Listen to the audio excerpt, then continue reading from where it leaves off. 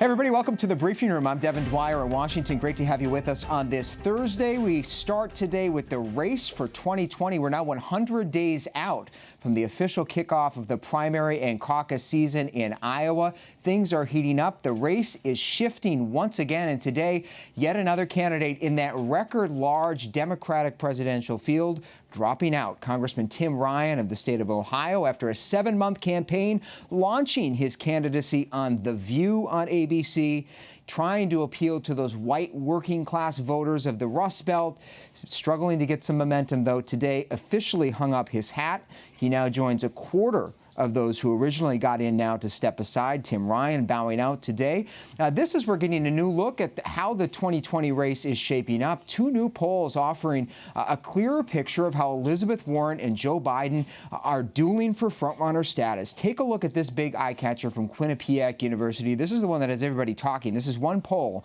Elizabeth Warren here with a 7-point lead in this poll over Joe Biden. As you see here, Amy Klobuchar at 3%, now qualifying for her debate. Buttigieg for the first time, the mayor of South Bend, Indiana, hitting in double digits. That's a first for him. But take a look at this other poll. This isn't the only poll out today. CNN, SSRS poll is out. Slightly different picture there at the top, with Joe Biden still maintaining a pretty healthy lead over Elizabeth Warren. So we have a dueling race at this point. Our deputy political director, Mary Alice Parks, is here to help us make sense of these numbers. Mary Alice, we were talking before the show. We can never hang our hat on one poll, especially after 2016, but this is starting to give us a picture that this, at least this point, is between Joe Biden and Elizabeth Warren. I would be very careful, Devin. Actually, what I see are 9 candidates that have already qualified for the next debate. 9.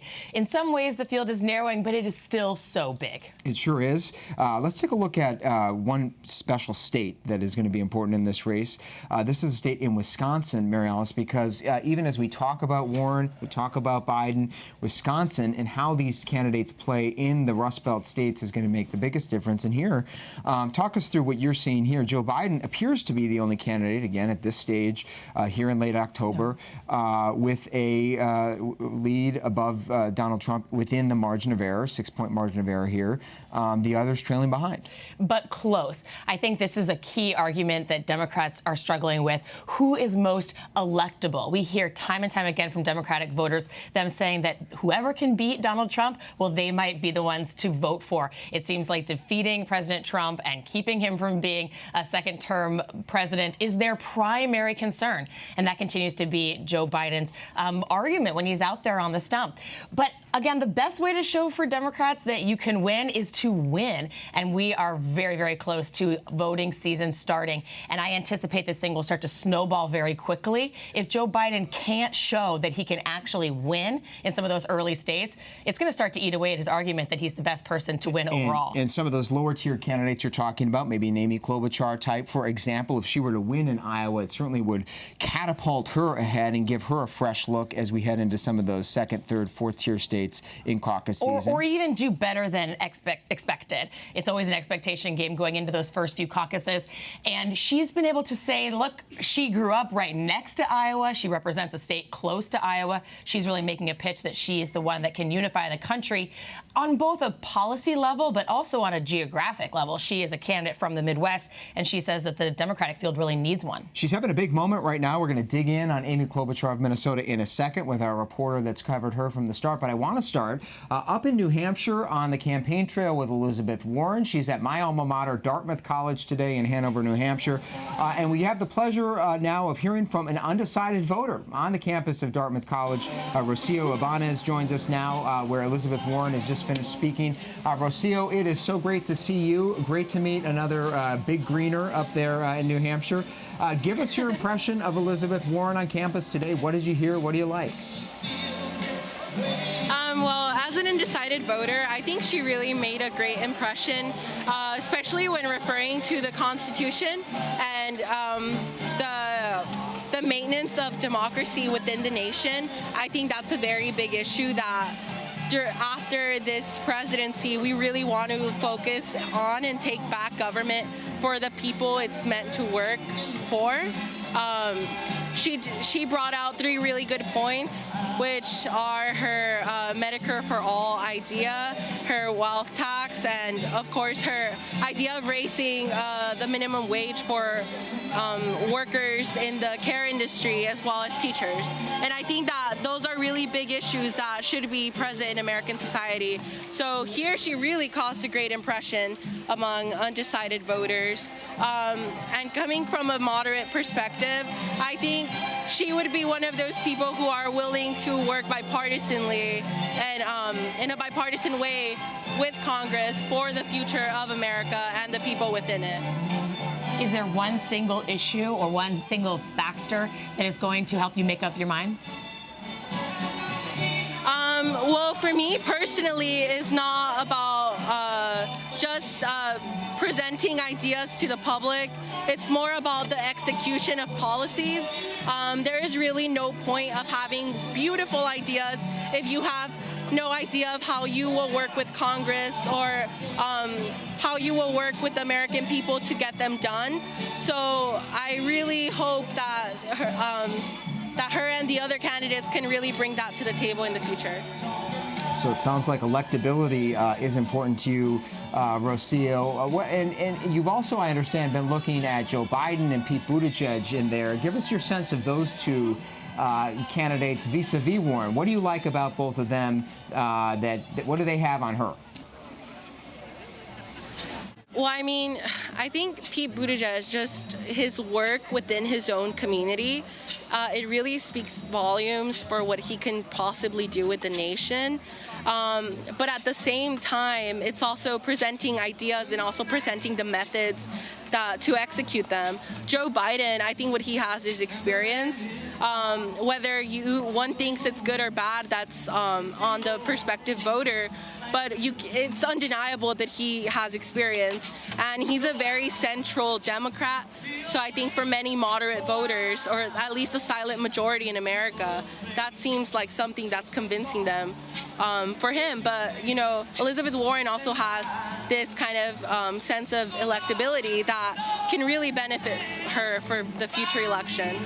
Rocio Obana is from California, now a Dartmouth College student in Hanover, New Hampshire. Looks like a beautiful day up there. Rocio, thank you so much. Appreciate your time and great to meet you. And Mary Alice, it sounds like what she described there, this dilemma she has between these 3 particular candidates, is borne out in a lot of these polls. People are looking at electability, but they like her ideas. They like Pete Buttigieg's youth and his executive experience. It's a tough call for some of these undecideds. And it's been really easy for analysts to try to put the Democratic candidates into 2 buckets and talk about a binary choice between progressives and centrists, more moderates, and those like Elizabeth Warren that call for big structural change. And frankly, it's been my experience that voters aren't looking at it in such a simple this or that choice. They take all kinds of factors into consideration. Just if they like someone, how they come across, how they relate to the crowd, if they feel inspired after their speech. Yeah, stylistically, the qualities of these candidates is so important as well. We saw that on our road trips through Ohio and Texas, and we'll continue to see that. But let's go back to Amy Klobuchar, because she's having a big moment right now as well. Jeff Cook is our political reporter who's covered the Klobuchar campaign from the start. He's out in Iowa right now, where a number of the candidates are going to be appearing later today. Jeff, great to see you. Talk to us, give us your spin on what is happening with Amy Klobuchar. She has struggled for months to gain momentum, but here, just after this last debate, she now seems to have taken off. What do you attribute that to, and what are you hearing from voters out there? Yeah, Devin, Senator Klobuchar had a few moments during the last debate, specifically one where she called out Senator Warren and her method of how she's going to pay for a lot of her plans, including the Medicare for All bill.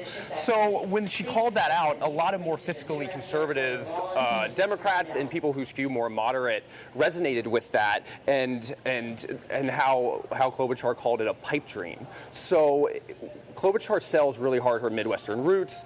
She comes to Iowa pretty often and talks about agricultural policy and a lot of rural issues that not a lot of other candidates have experience on. She talks about the number of bills that she's passed as a member of the Senate. And since the debate, she's actually had a huge surge in fundraising. Just in the 3 months before the debate, she raised $4.8 million. In the 7 days after the debate, she raised $2.1 million. And now she's utilizing that money to run new campaign ads across Iowa and New Hampshire on digital and mentioned on television, one of which is her first television ad going directly after the president, which is something that she talks about pretty often, in addition to some of these dinner table issues for Iowans. All right, Jeff Cook out there in Iowa going to keep close tabs on Amy Klobuchar as she and the other candidates make more stops out there. Jeff Cook, thanks so much for joining us from Des Moines, Maryland Parks. Great to see you as always. We have to move on now. The campaign trail, though, turning south later this week to South Carolina and Benedict College, a 150-year-old historically black college where all the Democratic candidates and President Trump will be convening to talk about criminal justice reform. President Trump will be giving a keynote address there, making his first official visit to an HBCU tomorrow. This coming on the heels of that widely condemned, racially charged tweet earlier this week comparing impeachment to a lynching. For more on the forum, what to expect from it, what students on campus are hoping to hear from the candidates and President Trump, I'm joined now by Benedict College Student Government Association President Jordan Rice Woodruff. Jordan, it's great to see you. Thanks for joining us. Tell us what you're expecting to hear, what you want to hear from the candidates when they show up on campus. Thank you so much for allowing me to be on your show this evening. Benedict College is highly prepared for President Trump to visit our campus. Our students are excited about getting involved in voting this year. As you can see, my shirt says BC Voice, BC Vote. And that's one thing that we're doing here on Benedict College campus. We're encouraging our students in the surrounding community to get active in voting, to get active in learning about politics, to get active in learning about justice reform. And the Bipartisan has brought a wonderful, wonderful program to Benedict College by allowing us to be the host college of the Bipartisan 2020 Justice Reform program this weekend here at Benedict College. We are extremely excited and we're ready for President Trump to visit our campus because we want to learn more about justice reform and how to successfully be a living American. And Jordan, you know, so many of these candidates have put forward big plans on criminal justice reform. The president, who will be making his first appearance at an HBCU, is also talking a lot about success he's had. He passed, of course, the First Step Act earlier this year, bipartisan bill to make some changes in sentencing and the like. What do you make of his success on criminal justice reform, and how will he be received? We are very thankful for his actions on criminal justice reform, but we are very much prepared as a youth, as a culture, as a body of students. We're prepared to see what else he may have in store for America. But we're also very proud and ready to see what else the other candidates have in store for America also pertaining to justice reform. Here at Benedict College, we don't encourage students to just go one way with just one candidate. We actually want them to get involved and actively learning about each candidate that's visiting Benedict College when it comes to justice reform and the criminal acts in America. Will you get to ask the president some questions tomorrow? What would you ask him? Unfortunately, we will not be able to ask the president questions tomorrow, but we are going to actually take part in very small group discussions around campus and here everywhere around Columbia, South Carolina. One question that I would definitely ask President Trump with coming to Benedict College is, how can we come together as a unit, as a body, as citizens of America to reform justice, to make sure that justice is served equally on every end, on every corner, at every institution? Justice in America has been unfair for many, many years, and it is time to reform it. It is time to make things right. What did you make, Jordan, of the president's tweet about lynching this week and comparing the impeachment proceedings to a lynching? Was that offensive to you, or did you think, as he has said, that it's just a straight-up comparison to a mob scene attack in our politics? As a student of higher education, we learn to, when they go low, we go high. So I hope that he apologizes to all of America, because that is that's a very touchy situation when it comes to tweeting. But we pray that President Trump does apologize to the citizens of America, and we look forward to voting in February. We very much look forward to voting. You're going to have a lot of candidates and a lot of attention down there in South Carolina. Jordan Rice Woodruff, student body president at Benedict College. Thanks so much for coming on, Jordan. Good luck as those candidates come there. For more on this, though, I want to bring in Elizabeth Thomas. She's our ABC News reporter, joining us from the White House now. She's been looking at the history of lynching in America and why these political references are so controversial, why they've touched off so much discontent on campuses, as Jordan was just talking about. Elizabeth, remind us why the reference to lynching coming from the White House, of all places, is particularly provocative. Right, that's right, Devin. Now, there have been more than 4,000 lynchings across the United States, and the vast majority of those lynchings, the victims were Black Americans. Now, many of those lynchings took place during the Reconstruction era, right after slaves were freed, and continued through the rise of Jim Crow and the Civil Rights Movement. Now, Devin, many of these lynchings were violent public events that traumatized and terrorized Black communities across the country. White families would come out with picnic baskets and children and watch the brutal torture of innocent Black Americans. Many times, victims were horrifically beaten, hung, mutilated, and burned before eventually being murdered.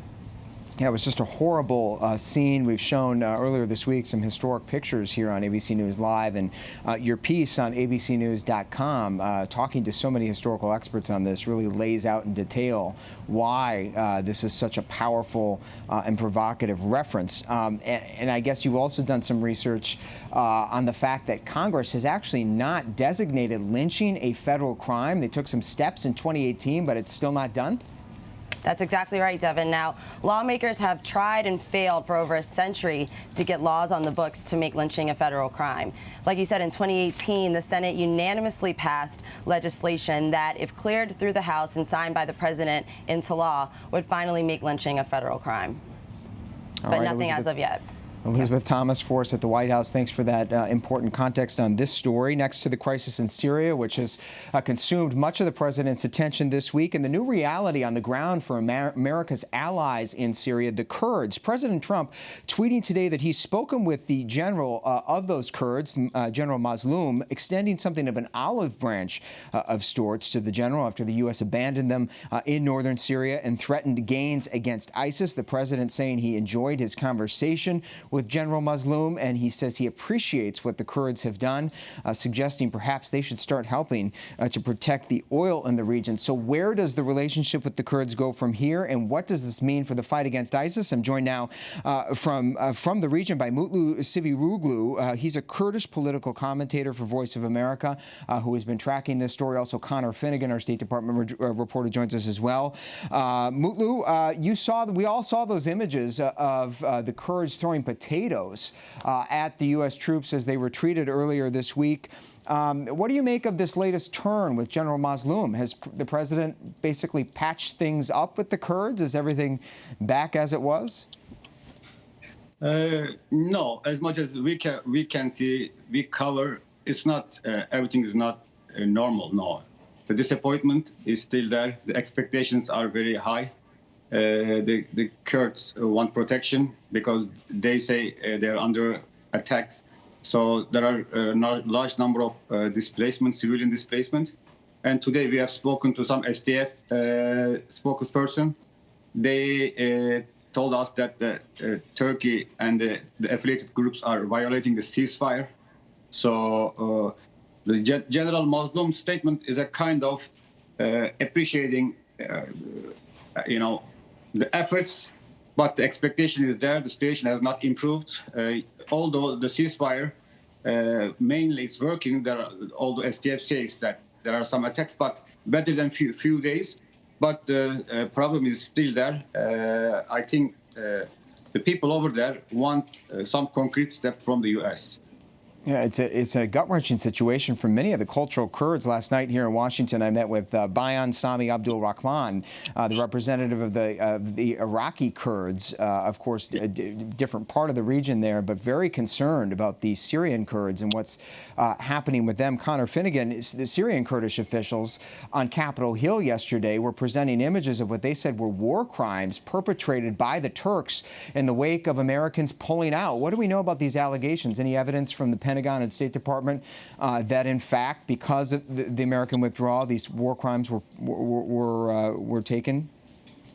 Yeah, Devin, some really disturbing allegations from those Syrian Kurdish politicians. And actually, this special envoy from the State Department for Syria told Congress yesterday that the U.S. has seen evidence that war crimes have been committed. In particular, he pointed to the assassination of a female Kurdish politician, her body being brutalized after her killing by Turkish opposition forces. There's also been some other attacks by these Turkish Syrian opposition forces against Kurdish civilian populations, and potentially the use of white phosphorus, which is normally used in warfare as a smokescreen, allowing forces to advance or to hide their position. But if used against individuals, against people, it can be considered a chemical weapon. And so the State Department is also looking into that and whether that has been used. They've also, these Turkish forces, been accused of killing Kurdish forces that they have captured, which again would be considered a war crime. The U.S. is investigating all of these things, but at this time, again, the special envoy is saying that they do have evidence that some of these have been committed. And importantly, he pointed out that these groups, these Turkish-backed Syrian opposition groups, some of them are very dangerous actors with ties to Islamic terrorist organizations in northwestern Syria, including groups that have an affiliation with al-Qaeda.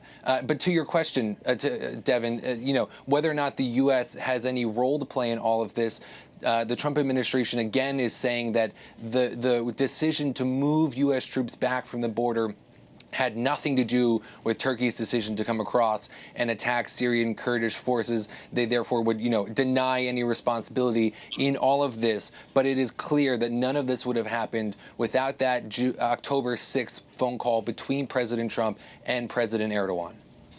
Right. I mean, the fact that these alleged war crimes took place and other violence and loss of life very clearly followed the American withdrawal, Connor. And I guess it also begs the question, if the president and the administration feel so seriously about protecting the Kurds, at least in this instance, why would they lift the sanctions on Turkey while they investigate this? Yeah, that's right. The Trump administration has been pressed in particular upon this point, that essentially by lifting these sanctions on Turkey, they have given Turkey everything that they've wanted here. They now control this territory in northeastern Syria, and they avoid those U.S. penalties that the president had promised to rain down upon Ankara. Secretary of State Mike Pompeo was pressed about this and about, the abandonment of Syrian Kurdish forces that were aligned with the U.S. He called the question an insane question to a reporter in Kansas today, where he's visiting a factory with Ivanka Trump. And Mutlu, real quickly, you've been in touch with folks across the region there. The President Trump yesterday said the ceasefire is holding. He said basically a new order is in place there. There are joint patrols. It's peace and harmony in the region. What are you hearing? Is the violence effectively stopped? Stopped comparing to last week, yes, but then there are still attacks. Today, some SDF fighters were reportedly killed as a result of Turkish attack and the groups that Turkey are supporting. So no, the situation is, no, there is a humanitarian catastrophe. 180,000 people according to the UN, but according to the Kurdish administration, 300 people are displaced, and these places have nowhere to go because most of the cities in that region are on the borderline, so they have nowhere to go. There's a city called Hasaka. Thousands of people sought refuge in Hasaka, but there are most of the international aid organizations left after the operation started, and also after the fear of the Syrian government. So the humanitarian organizations are working with very little capacity. I wish we could talk about situation be good, but no, the situation is very dire. Humanitarian problem is there. SDF is reporting violations. You asked me about the potatoes. People, we have some footage as VOA. I wish your viewers can see that. When the American forces travel in the Kurdish area, people always cheer for them, clap for them. They were wonderful relations. Yeah. But people see U.S., like you mentioned, the U.S. really could have avoided that. But they feel Mr. Trump is responsible. That's why the disappointment they are reflecting in this way. Yeah, those pictures were so shocking to so many Americans. Mutlu, thank you for bringing them to us. Thank you for your reporting and your testimony on what's going on over there. It truly is a tragedy. Mutlu Siviruglu with the Kurdish Bureau of the Voice of America. Thank you, and thanks to Connor Finnegan at the State Department. Moving on now to a remarkable story on Capitol Hill. This one involving a member of Congress, Katie Hill of California, involved in admitting now in an inappropriate relationship with a campaign staffer. It has led to her also denying allegations of other affairs with members of her legislative staff. All of this now subject to a House Ethics Committee investigation. Ben Siegel is here.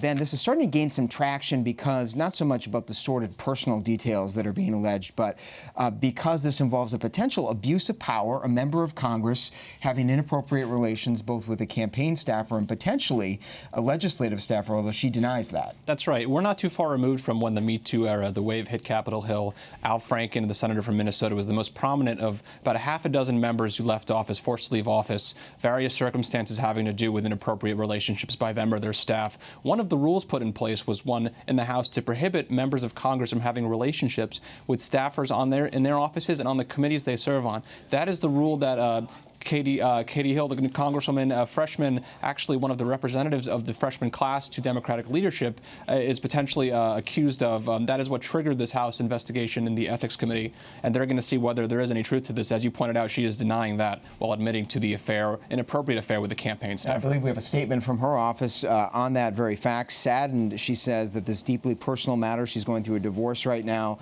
She is an openly bisexual member of Congress. That's been well advertised, if you will, but she is now particularly being hammered by these rumors being fanned by conservatives, the blog Red State, although, as you say, Ben, the Ethics Committee is undertaking a serious allegation. Real quickly, has House leadership, Democratic leadership, commented on this yet?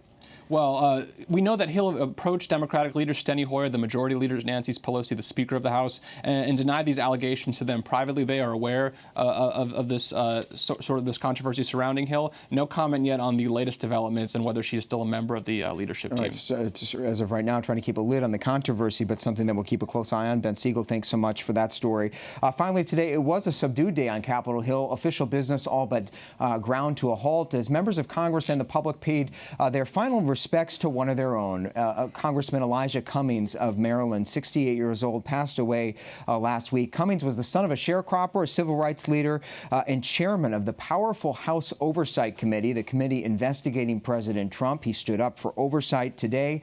He was praised as a bipartisan bridge builder in Congress, a well-respected leader by members, seen as a leader by members of both parties there. No word from the president on the passing of Elijah Cummings today. No visit by the president. But again, congressional leaders, as you see a live picture there, filing past the rotunda where Congressman Elijah Cummings lies in state today. Tomorrow, his funeral will be carried here on ABC News Live. Presidents Bill Clinton and Barack Obama expected to speak there, so you can tune in for that. Thanks for joining us today here in the briefing room on ABC News Live. We're here every day, 3:30 p.m. Eastern Time. Download the ABC News app. Follow us in your pocket. You can watch us there live as well, commercial-free. I'm Devin Dwyer in Washington. We'll see you next time.